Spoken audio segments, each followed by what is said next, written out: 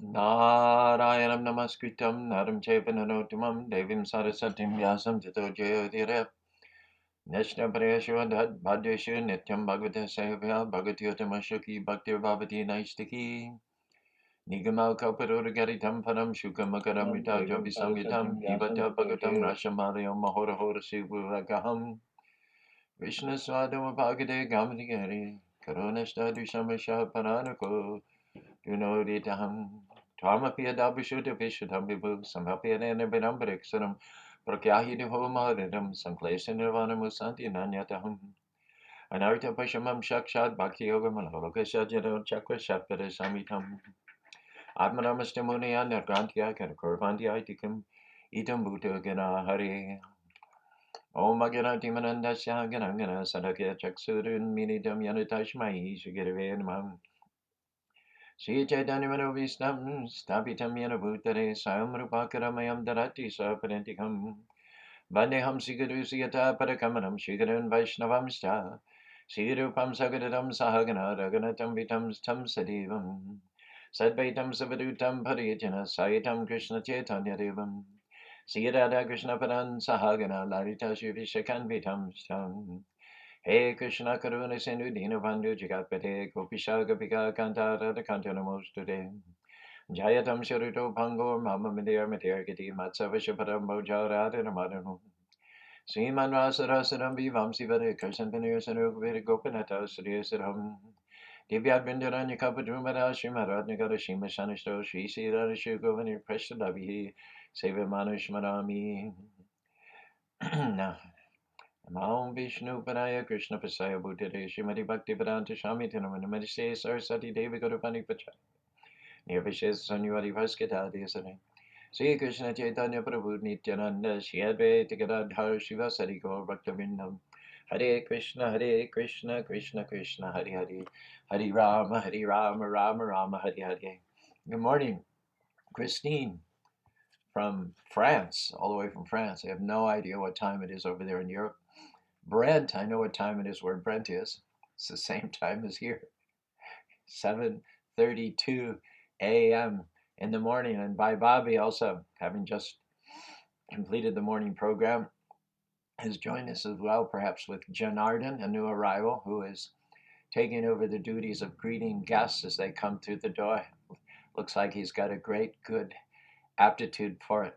We're real excited about Janardhan coming. We don't feel like we have any other more important duty than when people walk through the door to greet them heartily and make them welcome.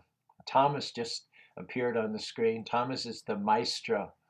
Thomas is the acharya, and we're so happy that Janardhan's coming intersected with Thomas's having taken a day off from caring for his mother who's had a stroke to come down and greet guests on a very busy Memorial Day Monday. So we had the intersection of outgoing Advaita, the veteran, the king of hospitality, Thomas, spending a day with us, and the in-trainee Janardhan. So we're very hopeful that Krishna has brought everything together in just such a way as we can continue to offer the kind of hospitality that built not only the Spanish Fort Temple, but the Salt Lake City Temple itself.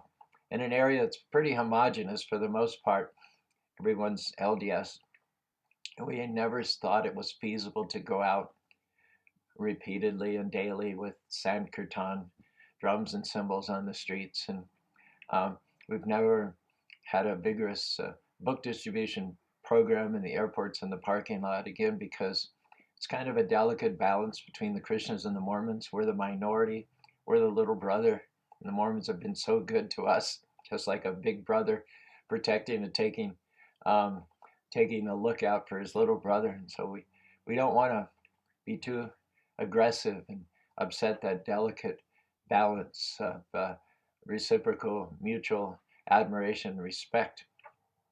So we have never gone out vigorously or aggressively in public. We're there for festivals, and we do our own festivals, and we participated in the Provo Freedom Festival parades and been here and there.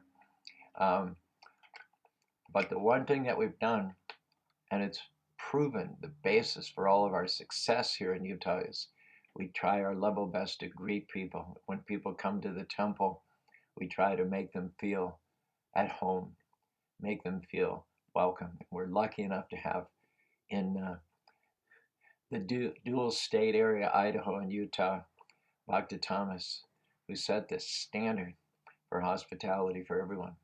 We hope only to match his unparalleled warmness and kind-heartedness in receiving guests as they come through the door, taking them and showing them and explaining everything to them. So that's our strong point. That's our forte here. All right, let's launch into part 9 of the Srimad Bhagavatam, 5th chapter, 1st canto, 22nd verse. Inami pumsas tapasas sutasya vasritasya shuktasya chabudi dateo avituto ritir kavibenupata yad utamashoka gunanabaranam. Learned circles have positively concluded that the infallible purpose of the advancement of knowledge, namely austerity, study of the Vedas, sacrifice, chanting of hymns, and charity, culminates in the transcendental descriptions of the Lord, who is defined in choice poetry. Our title today is Revelation Revealed, or the nature of revelation. Sometimes we think of revelation as a bolt from the blue, lightning bolt on the road to Damascus, where our life is turned upside down. We're changed in a dramatic, electrical, galvanizing way that happens in the space of a second or two. Nothing could be further from the truth. That idea of revelation is highly misleading. Not that there aren't instances of that. Not that God is not capable of doing that. But revelation generally means it comes from the word to reveal. There are truths within us. There are truths about ourselves and about our origins and about our maker, which lie within ourselves. To get a revelation of who we are, why we're here, and who our creator is, and what our relationship is with him, is a slow process of hearing. If you want to master geometry, you have to commit yourself to a prolonged, sustained process of hearing from someone who's more experienced and learned in the area of geometry than you. That's why we have colleges and universities and secondary schools. Every day you go to school and you hear from someone further along with you, more of the body of knowledge is revealed. Bit by bit, day by day, piece by piece, the light comes in more and more in direct proportion to how much you hear. In fact, let me rephrase that. You can't just go and sit in a classroom or sit at the feet of a realized spiritual master and just hear. You have to make sure they're hearing attentively. The word for that is listening. Sometimes a parent will ask the child, they won't ask, are you hearing me? Obviously they're hearing. The ear holes are open. There's no way to block hearing. Hearing is always there. So when a parent gives a child a beneficial instruction, the parent doesn't doubt that the child is hearing. That what the parent wants to know is, are you listening? Are you paying attention? Are you processing, ingesting what I'm telling you? In other words, are you listening attentively? And when you go into the classroom, the difference between the good students and the students that are more or less wasting their time is that the good students listen attentively. They take notes. They put themselves in the professor's shoes and they try to imagine or empathize with what the professor is saying. Why is he saying this at this stage of the course? And who is this professor? Even though he's a teacher of geometry, what areas of geometry most excite him? What most thrills him about geometry? Why is he saying this and at this time in the course? And how much enthusiasm is he imparting this knowledge with? These are all components of attentive listening, not just hearing. Similarly, spiritual life is based on hearing. We hear all over and over again. Shravanam, Kirtanam, Vishnu, Smaranam, Padasevanam, Archanam, Bandhanam, Dasham, Sakam, Agni, Vedanam. Lakshmi Nrsimha says hearing, reflection, assimilation, sharing. These are the four aspects of the Vedic paradigm. Thank you very much for that contribution. Are you listening attentively? If so, then all your doubts will be removed. Now, another misconception is that you should follow with blind faith, accept unqualifiedly whatever you hear from your spiritual authority. And that is also a misconception. We all have doubts. It's a sign of intelligence to have doubts. The Bhagavad Gita starts with Arjuna expressing, unloading so many doubts, skepticisms on Krishna. That's a sign of intelligence. It's not that you're not supposed to have doubts. Doubts are there, but you need to address those doubts. You cannot continue to execute enthusiastically devotional service while harboring doubts. Doubts are the enemy. They're meant to be there. They're a sign of intelligence, but that's what the spiritual teacher is for. And the bona fide disciple is going to dissipate those doubts by consistent, attentive listening day by day. There has to be a commitment to listen, to take notes, to process what the spiritual, and to inquire. So there's some very hard questions. Krishna and Arjuna are intimate friends. Bahuni me vyati tani janmani. Arjuna is so intimately connected with Krishna that he takes birth with Krishna lifetime after lifetime after lifetime. But that doesn't mean that he's just rolling over and accepting unconditionally everything Krishna is saying. In many instances and parts of the Bhagavad Gita, Arjuna comes back to Krishna with some very hard questions. Well, Krishna, this seems to contradict what you just said. How are we to understand? Krishna, this is a little confusing to me. Could you clarify? There's a very active, organic, dynamic, give and take conversation going on between Krishna and Arjuna. Krishna is speaking to Arjuna as a person, considering who he is, what his background is, and what his current situation is. Arjuna is accepting the instructions of Krishna in the same way.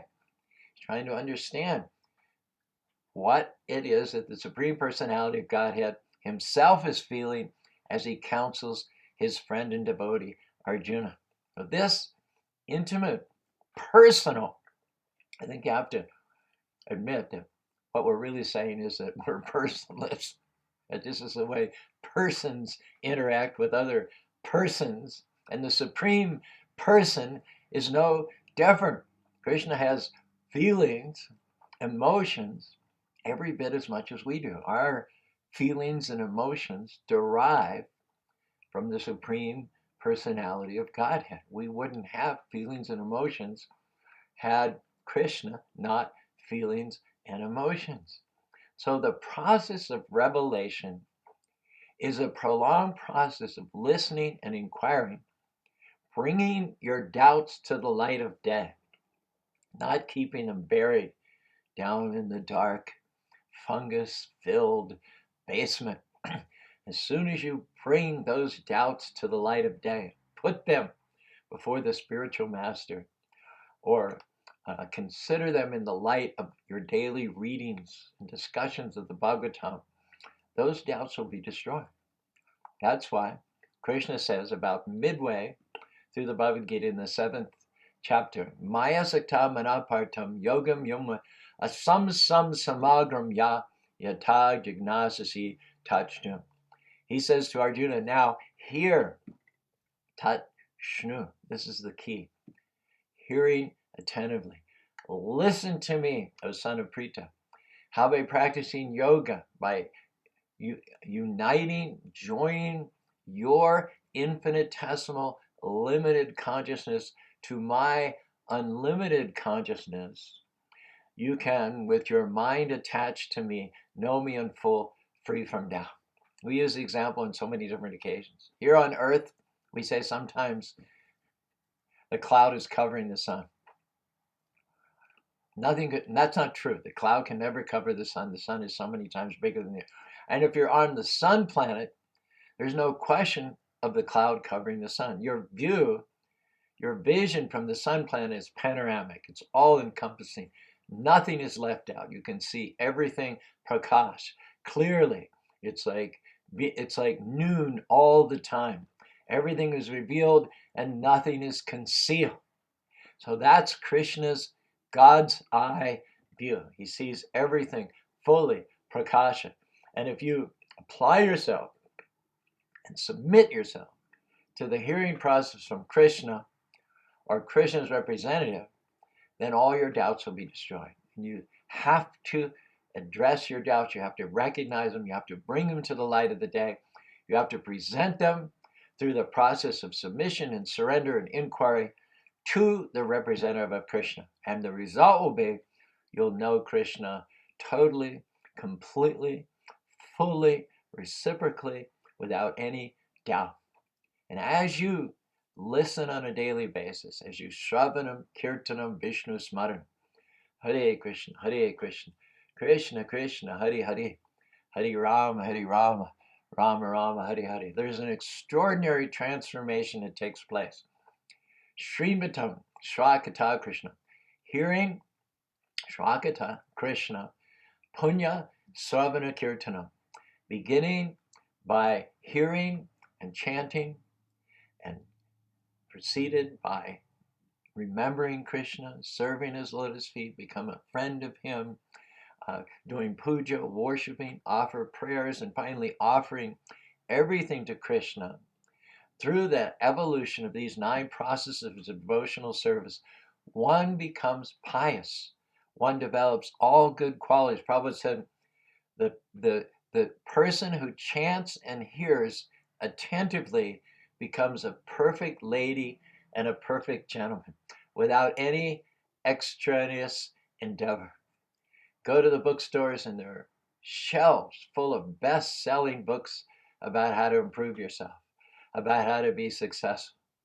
And yet, none of those are necessary if you simply adopt the essential process of connecting with God by hearing and chanting attentively and with submission. This, in and of itself, is more than adequate to unfold, to germinate within you all good qualities.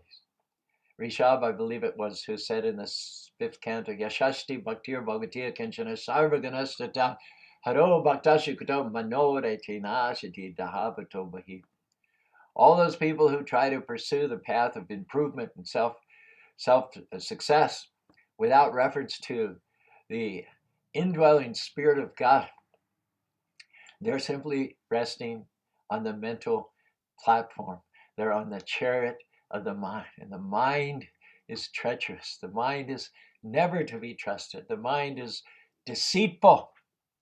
I believe it's also in the 5th canto of the Bhagavatam, where it said, Nakuryat karichit sakyam manasyanavastitam yadvishramcha chashkandata bhaishwaram. Never trust the mind. What is called? Never trust the mind. Even Lord Shiva, who sits in meditation in the Himalayan mountains, having nothing but a tiger skin to keep him from the elements, a snake entwined around his neck, the moon, the crescent moon in his head. I bow to Shiva, love and respect. I invoke him to the slogan because I'm open to connect in deep meditation because he's always in effect. He's the husband of Parvati Mahashakti. He rides the white bull, the vehicle Nandi. He's the father of Ganapati, Mr. Mahadev. The Ganges flows down from the crown of his head. A crescent moon rests right next to his dead. He's the god of the dead, covered in ash with a smile on his face. His compassion is vast. He lives in Mount Kailash, also known as his Himalayan home, and in the shape of a lingam, he's a rolling stone. Om Namo Shivaya, Shivaya Namo, Om Namo Shivaya, Shivaya Namo, Om Namo Shivaya, Shivaya Namo. To Shiva Shankar, the yoga master, also known as Nataraj, the cosmic dancer, he's the lord of destruction, the god of disaster. If you don't let him in, he's the party crasher. To the old school mystic, he's Krishna dualistic. He shifts my mind from a place that's materialistic to a space that's more holistic. He's the magnetic ascetic who makes my soul shine. He awakens the snake at the base of the spine. Third eye wide open, a yoga pose. He focuses my mind so the petals unfold. In deep concentration with breath control, he worships Lord Vishnu by chanting his names. As the Ganges drains to the sea, his bhakti remains at his lotus feet. Om Namo Shivaya Shivaya Namo. Om Namo Shivaya Shivaya Namo. Om Namo Shivaya. The flames get higher as the corpse gets burned in the funeral pyre. The soul never dies, so it won't expire. When it's time to die, just take off this attire. Exhale to release selfish desire. May my soul aspire to shine brightly like Shiva Nataraj, whom I admire, dancing a demon in a burning ring of fire. Mahadev, you're said to be pure auspiciousness of truth, conscience, bliss, creating, devastating, transformating. You save the whole world when you swallow the poison. You destroy bad habits, ignorance, and greed. You practice detachment, compassion, and peace. To the Lord of meditation who lives in the Himalayas, to the King of all yogis, I offer these prayers.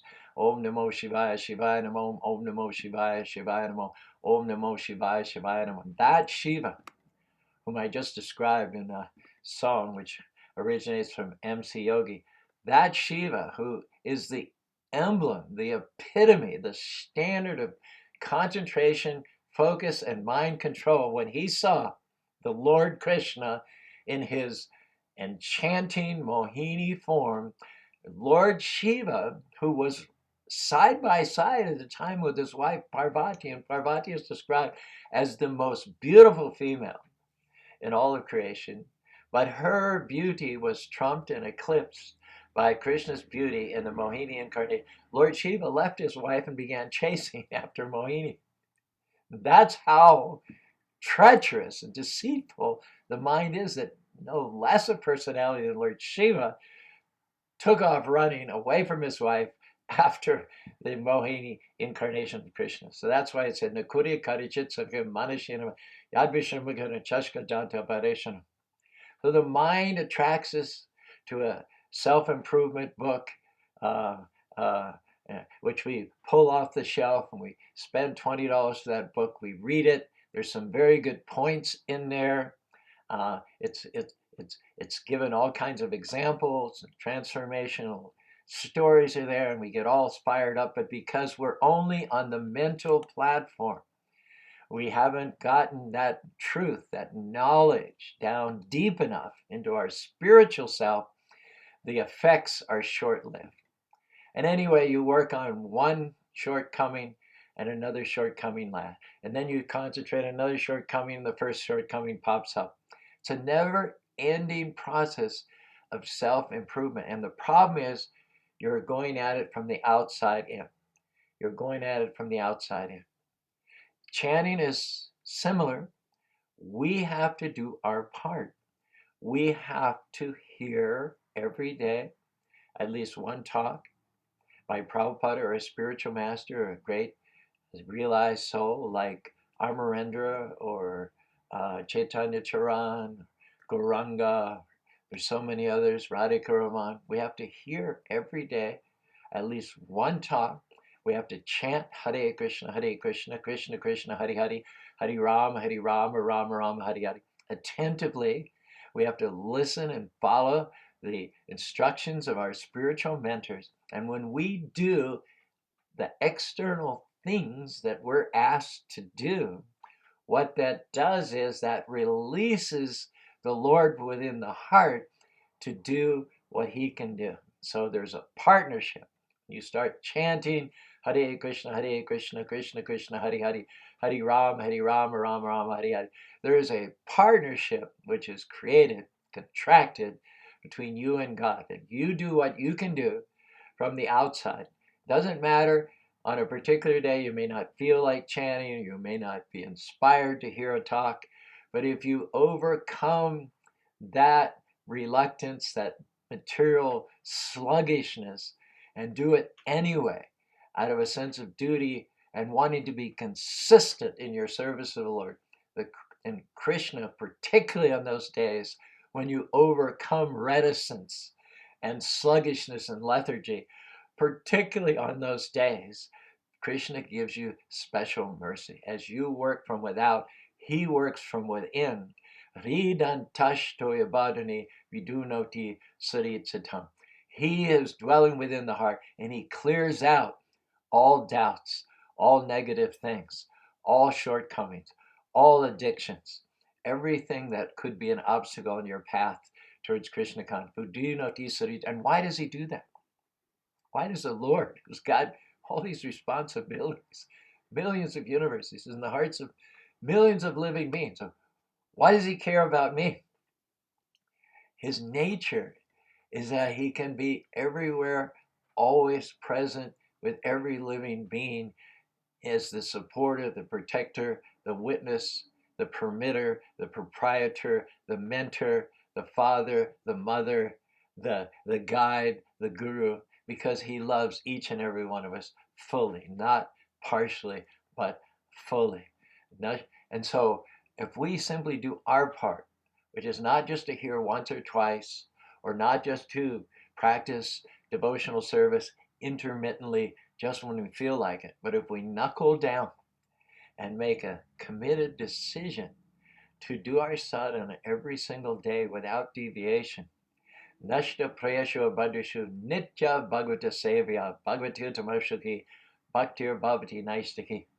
It's a practice in some circles in India to invite a Bhagavad Gita Sapta reciter, and he'll speak Srimad Bhagavatam for 7 days. People gather every day to hear, and there goes on for many hours. And then after 7 days, he goes away, emulating the circumstances of Maharaj Parikshit, who only had 7 days to live. But the Bhagavatam is not to be heard under special circumstances with a special speaker for 7 days. That's all right. You can do that. Many of our ISKCON sannyasis, they do a 7-day presentation. But that's not the end of it. That's not boss after 7 days. If there is a ISKCON Bhagavad Sapta, it's to further inspire you in your daily practice. You don't need a big traveling itinerant preacher in order to read and study Bhagavatam. You simply sit down as a family unit and discuss the Bhagavatam. Ask questions. Churn the knowledge of Bhagavatam. Make sure if your kids are there, they're listening attentively.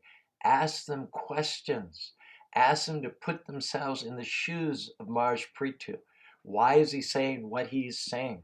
Ask themselves to empathize with Prahlad Maharaj as he's being harassed by his father, and to resonate with the statements that Prahlad Maharaj, expressing deep faith in the midst of opposition and challenges and life-threatening situations. This is attentive hearing. And when we do this, Krishna becomes so active and powerful from within the heart that he clears away all unwanted things. Anarto Pashavam Shakshat Bhakti Lokam Lokasajananto Jidam Chakre Satpata Samhidam. This process of hearing attentively is so powerful. Why?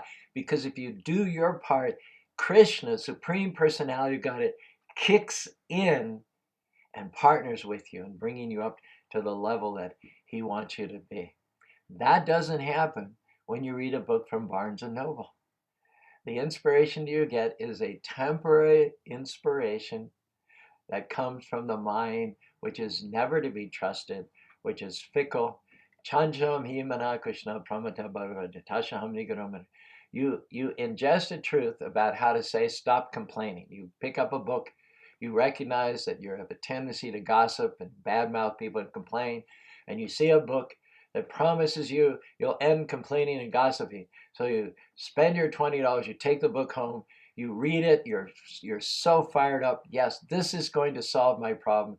This is what I need. This is what the doctor ordered. But because you're not connecting with the Lord from within the heart, you're going only from outside in. You're not complementing the outside in with the inside out. It's not going to be successful. It's going to be effective for only a few short days. And then the results, the inspiration is going to wane. You're going to end up right back where you started again. But when you partner with the Lord within the heart, that is not the case. Permanent. Krishna makes sure that those changes are permanent. He makes sure that you're decorated with the qualities of the Spirit which are eternal. Therefore, Krishnadas Kaviraj, in describing the mercy of Krishna's incarnations, Lord Chaitanya Mahaprabhu, Lord Chaitanya came down. He was none other than Krishna himself in his devotional incarnation. Vairagya Nija Bhakti Yoga Shiksharta Beka Parusham Sri Krishna Chaitanya Krupamburu Yastramaham Prabhadye. None other than the Supreme Personality of Krishna descended 500 years ago to deliver the Yuga Dharma, the process of banishing all unwanted things from the heart, by personally delivering the chanting of Hare Krishna throughout the length and breadth of India and predicting that his disciples and grand disciples will spread the chanting of Hare Krishna to every town and village of the world.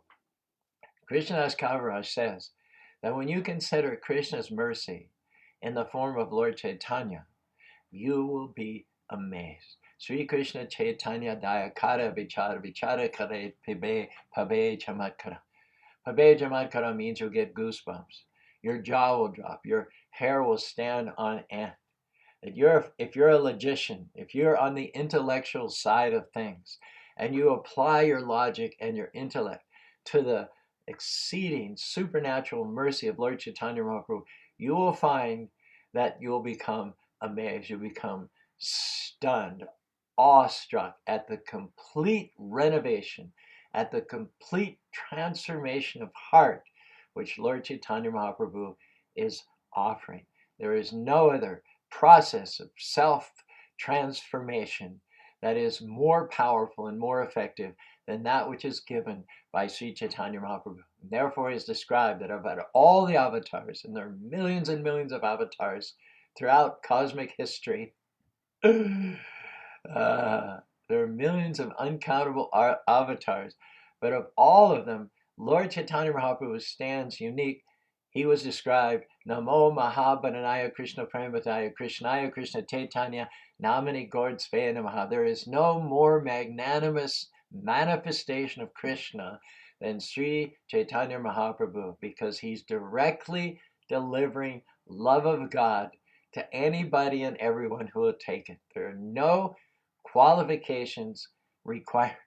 Krishna, when he came, he said, Icha Dvanbena Samita Samaham Sabna Sarga Yanti Parampara. Isha Dvecha Samutina Dvanba Saminama Sarga Yanti Parampara. He established qualifications, prerequisites for becoming Krishna conscious, for approaching him. Yejam tu antigadampavam. Those who are free from duality, free from illusion, who have not committed any sins, not only in the current life, but in many past lives, who are rock solid and fixed and determined and unwavering in their execution of devotional service. Those are the ones to whom I reveal myself. It's a very high standard that Lord Krishna established 5,000 years ago. Yata sarva sarva kama sankava jnanagni savana tamahu pandita buddhaham. Pandita buddhaham. Krishna is describing a pandit, a learned person, a successful person, an intelligent, head and shoulders above the rest, super excellent person as Yasha Sarva Sarambhava, someone who's given up all selfishness, kama sankalpa, and lives without lust or exploitativeness or jealousy or envy or competitive spirit. Jnanagni Savrika, who is illuminated with transcendental knowledge, such a person can be called a pandit. We don't find people like that walking around on the street corners of Kali Yuga. We find people overwhelmed with darkness and melancholy and depression, despair, low self-esteem. In previous ages, there might have been a different, more noble, general standard for people in general, but not now. We're bankrupt. We're bereft. Prayinopaya Shabsada Koloshmi Manda Samadhyam Mandipit. Short-lived, lazy, lacking intelligence, no serious about spiritual life, working hard day and night in order to get a little sex and a little money in the bank. We live a pathetic, animalistic existence. Into that darkness, the light, the dancing, golden avatar, Sri Chaitanya Mahaprabhu has come, bringing the holy name of Krishna, bringing complete emancipation, salvation into the darkness of the Kali Yuga. Kale doshenid hedeshan astihegat kirtanyadava Krishna Shah mukta sangha parampraja. Kali Yuga is an ocean of faults. There's hardly a single redeeming quality in the Kali Yuga age, save and except for the fact that God himself in his most merciful, luminous incarnation has appeared as Sri Chaitanya Mahaprabhu in order to deliver any and all fallen souls in this age. So who can compare in terms of mercy with Lord Chaitanya Mahaprabhu? And that's why Krishnadas Kaviraj throws out this challenge to all you intellectuals and all you logicians. Sri Krishna Chaitanya Daya Kara Vichara Vichara Kare Pabe Chamatkara. Is there any missionary work? Is there any welfare movement greater than the International Society for Krishna Consciousness, which is the legacy which Sri Chaitanya Mahaprabhu left for humankind through his disciples, the 6 Goswamis, through Sridhar Swami, Baladev Vidyabhushan, through Bhaktivinoda Thakur, Bhaktisiddhanta, and finally our own Guru, Srila Bhaktivedanta Swami Prabhupada. The mercy of Lord Chaitanya Mahaprabhu defies logic. It defies argument. Logic and argument are very poor in spiritual strength when applied to the overwhelming mercy of Sri Chaitanya Mahaprabhu. Because mercy cannot be subjected to logical scrutiny. From a logical point of view, we don't deserve mercy. We don't deserve the appearance of Lord Chaitanya Mahaprabhu. We don't deserve the gift of Krishna's holy name in the form of the Maha Mantra. It defies logic, defies reason. It's all about mercy. Shakespeare said, the quality of mercy is not strained, it droppeth as the gentle rain from heaven upon the place beneath. It is mightiest in the mightiest. It becomes the throned monarch better than his crown. The ultimate decoration of the great super-excellent person, whether it be a political leader, a king, a prime minister, a Nobel Prize winner, or a celebrated teacher in the university, the ultimate, highest decorative, qualitative crown is that of mercy. This is the jewel on the head of all great learned men. Therefore, this verse says, idami pumsas tapasasudasha sritasha shushasha buddhi abhituto karir yadutamashoka. Every gifted, intelligent person who has sharpened and honed their gifts to stand above the crowd and to set an example that common men are automatically going to follow is bound and obliged to glorify the supreme, super excellent creator and father of us all by choice, chosen words of prose and poetry, Uttama Shloka. All other welfare movements that we see in the world today have only to do with this body, overlooking, ignoring, leaving out the soul. What is the use of welfare movements which only give a temporary, momentary benefit to this decaying, that's a good word, decaying, eroding material body? After all, antavant ime deha nitya sukta saririna. In the 18th verse, 2nd chapter of the Bhagavad Gita, Krishna makes the division. He makes the split. Here is the body, which is here for a day, perishable. It atrophies. It decays. It lets you down. Here is the soul. Here is who I made you to be. Here is the kernel of who you are, your identity. It's not this temporary body, but it is as an eternal spiritual soul. So focus on the soul.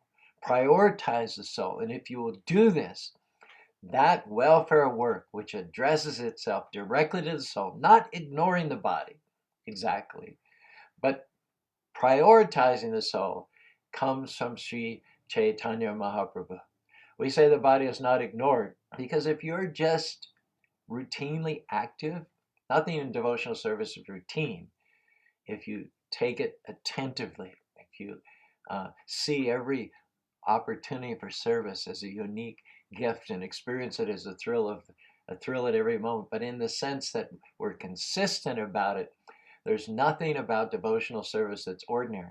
And if you're active, cleaning the temple room, preaching to guests and visitors, cooking for the buffet, making flower gardens, performing arti, feeding the lamas, training the lamas, you're going to be healthy just in the normal course of things. You don't have to have a big, vigorous, overwhelming exercise program. You just go about your devotional service, doing the things that need to be done, not limiting your range of activities by any definitions or categories. No, I can't do that because I'm a priest, or I can't do the priestly works because I'm just a poop shoveler, lama. No, we are Vaishnavas. We don't have any limits on what we can do. The only criterion is it going to help the temple? Is it going to please Krishna? Is it going to push forward the International Society for Krishna Consciousness? So when you cease to categorize yourself in terms of this body, or your social background, or your level of intelligence, and you just look with a sincere eye, what needs to be done? Is it cooking? Is it deity worship? Is it gardening? Is it receiving visitors?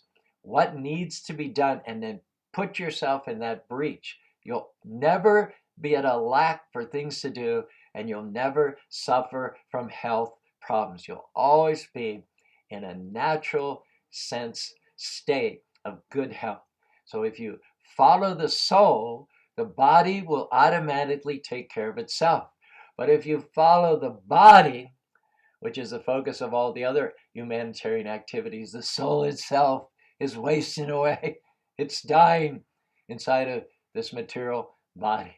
And why mount all of your resources and all of your highest and brightest for the sake of this body only? It's a waste of time. 25th verse, 18th chapter, 6th canto of the Bhagavatam.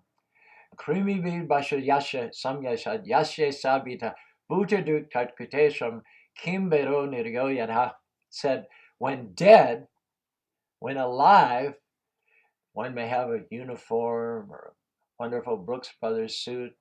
One may have decorations, the Distinguished Cross, or the, what do they call it, the Padma Bhusan. One may have beautifully coiffed hair, soft skin. One may speak very eloquently. One may draw applause and acclaim to oneself. There may be awards that come one's way.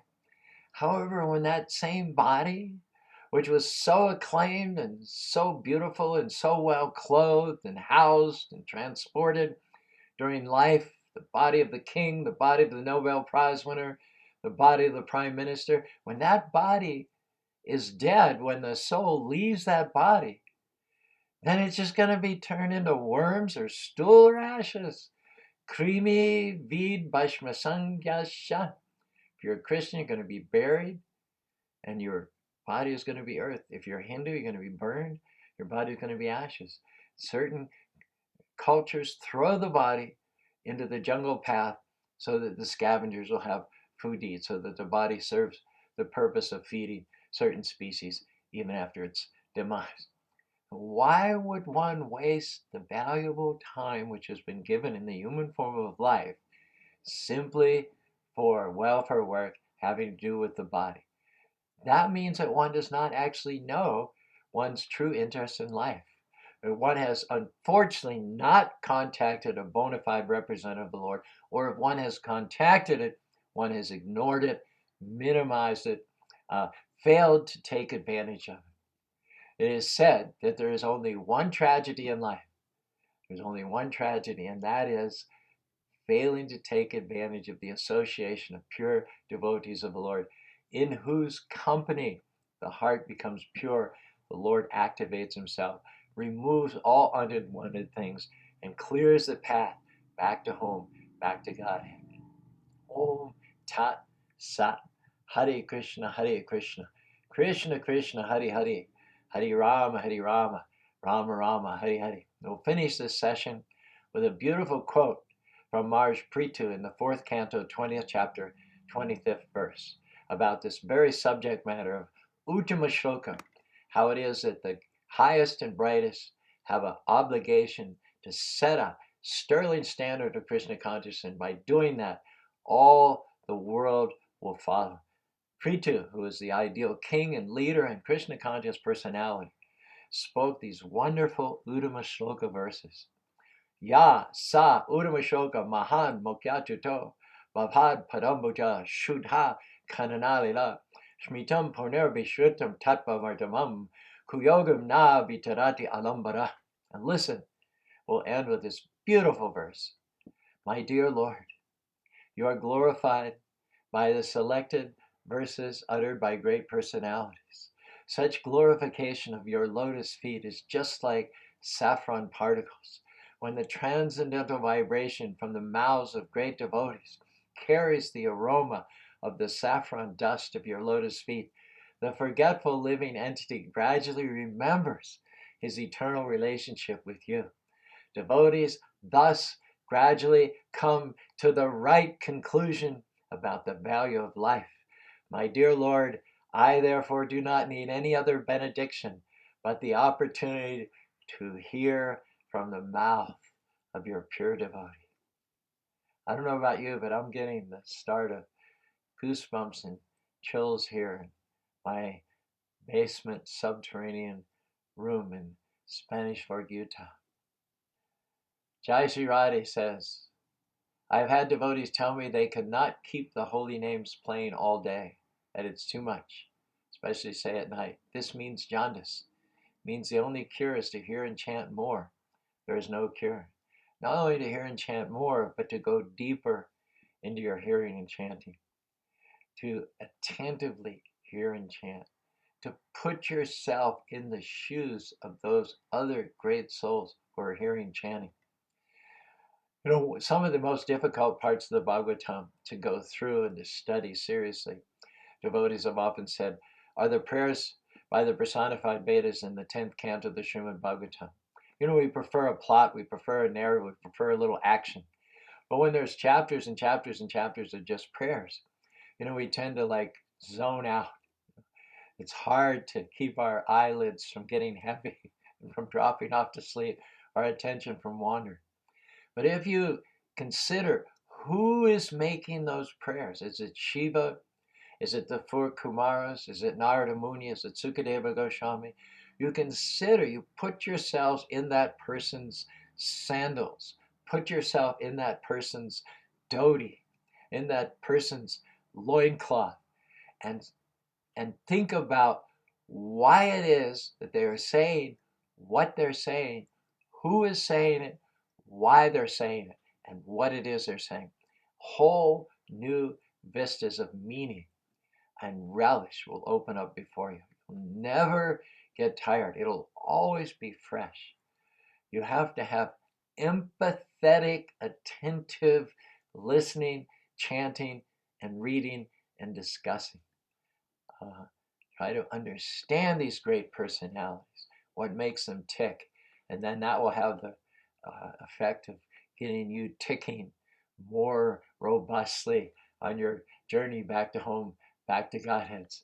Jai Shri Radha confides in us. She says she's not able to take notes, but she is able to hear very attentively. She likes to make things for Krishna, for the beautiful, elaborate deity worship that she has going on there. And while making things for Krishna, she always has the chanting or some talk going on.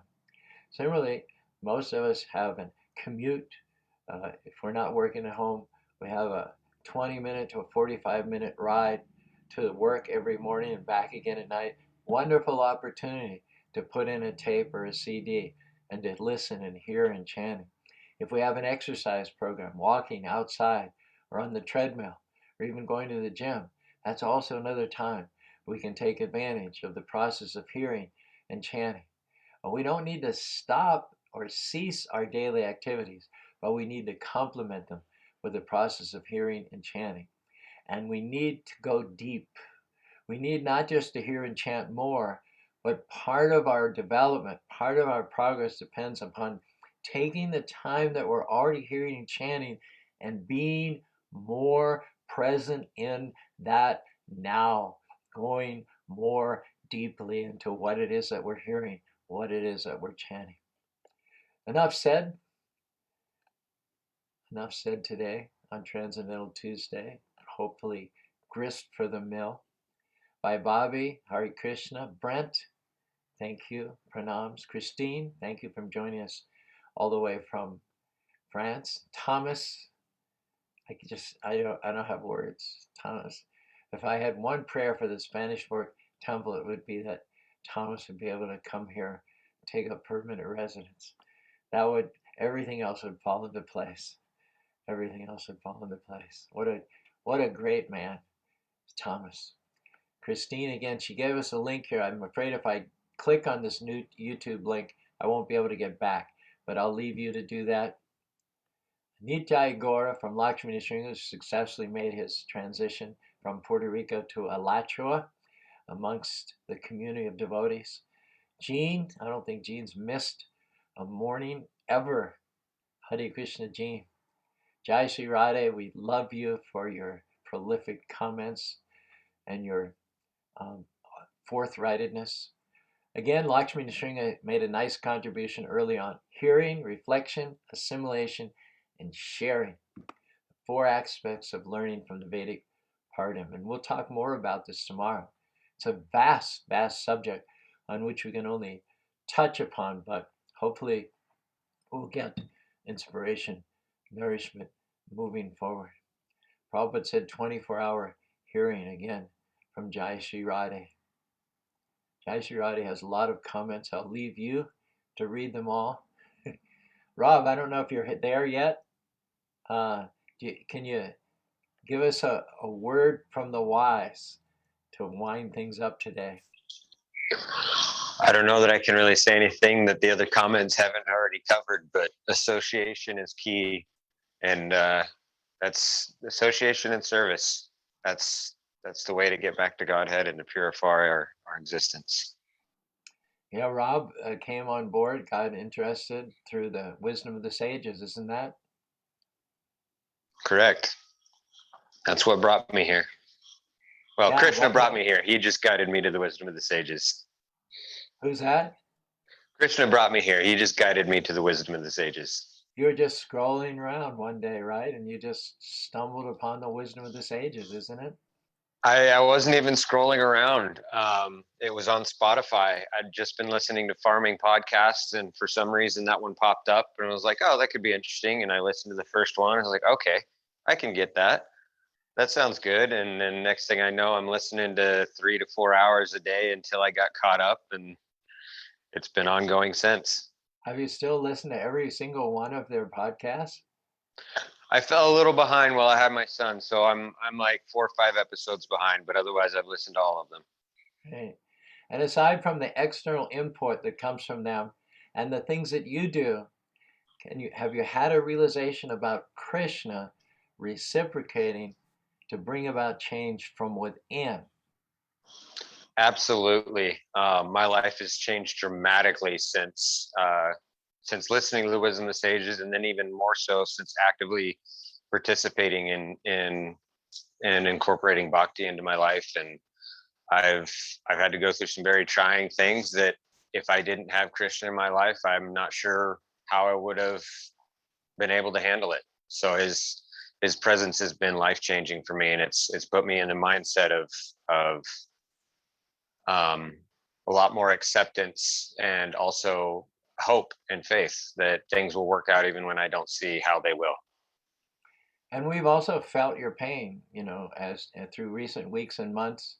You've been with us consistently and steadily and faithfully, and you've been very upfront about sharing the things that have caused you some consternation and suffering, and we've empathized, we've resonated with you. At the same time, we've noticed how you've always been above it. You've managed to achieve a distance, a transcendental attitude. You're like the swan that always stays beautiful above the turbulent waters that are just below you. So, if I may say so too, I've noticed that you have a great ability to endure, to prevail, and to overcome. Thank you for your association. Thank you for your association. And I wish I could take credit for that, but it is absolutely Krishna, because I was not the kind of person that could have done that. Krishna enables us to do things that we couldn't do on our own. He enables us to become that which we could not become on our own. And that is the unique power and mercy of Sri Chaitanya Mahaprabhu. Hare Krishna. We'll take your leave. Thanks again for everybody. We'll be back with more on this vast subject tomorrow, Wisdom Wednesday. Hare Krishna, Hare Krishna, Krishna Krishna, Hare Hare, Hare Rama, Hare Rama, Rama Rama, Hare Hare.